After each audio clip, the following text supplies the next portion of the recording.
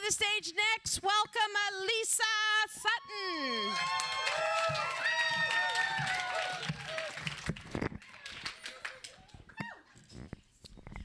Sutton. For those of you who are wondering about my number, it's 1-800 in your dreams.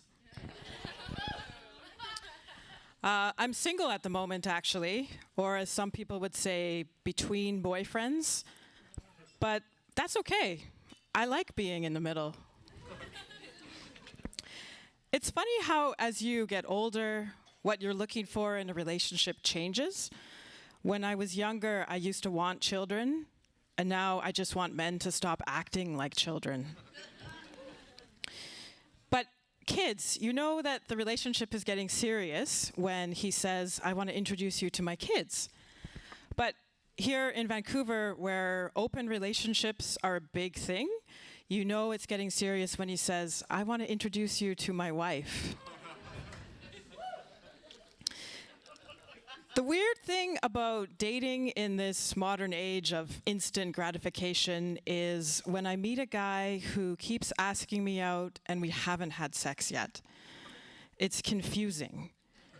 Like, what do you want from me? Do you want time together? Do you want conversation? Is my pussy not enough? One of the pains about modern dating is having to go for STI tests all the time. And it seems like the questions are getting more and more specific. Like, was your fill in the blank anywhere in, on, near, on top of, underneath, there, fill in the blank? It's kind of like really naughty Mad Libs. And guys, I don't know if you know this, but for women, it is a real pain to give urine samples. You've got to hold the cup in the right place. You have no idea where it's going to go. It's like directing Niagara Falls into a milk jug. It just ain't going to happen. When I was younger, I used to go to church singles dances. No alcohol, no drugs, and no idea what the song YMCA was really about. There were usually 4 or 5 women for every man on the dance floor.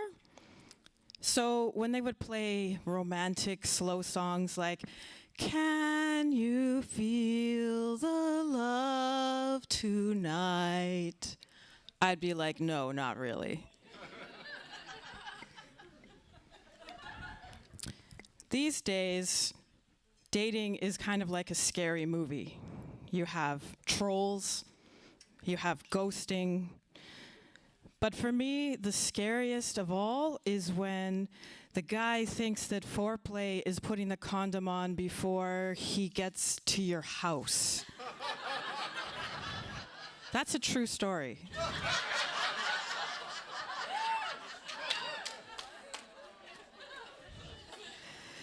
Speaking of condoms, that brand that's called Trojan, why?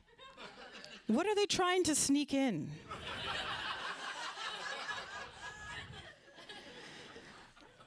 I'm an East Van girl, which means I'm worried about the environment, and I have like 16 reusable bags with me at all times.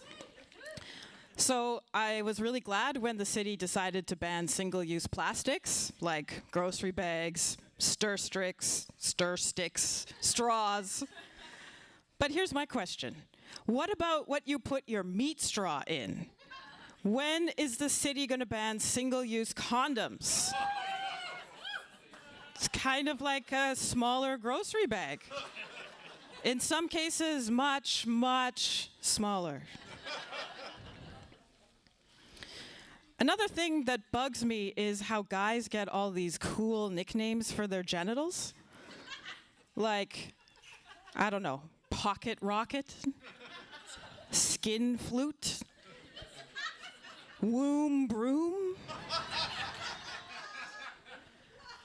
I think women need some cool nicknames for genitals as well. Like, how about extra pocket? or meat harp, or Woomba.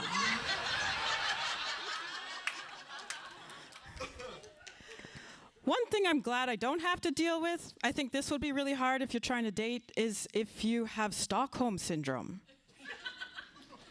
You just don't tie me up like he did. I think scientists probably want to study this population, but it's pretty hard to find anybody who's eligible. They're not available at the moment. Anyway, I gotta go meet my boyfriend's girlfriend. Thank you so much, you've been great. Give it up for Alessa Sutton.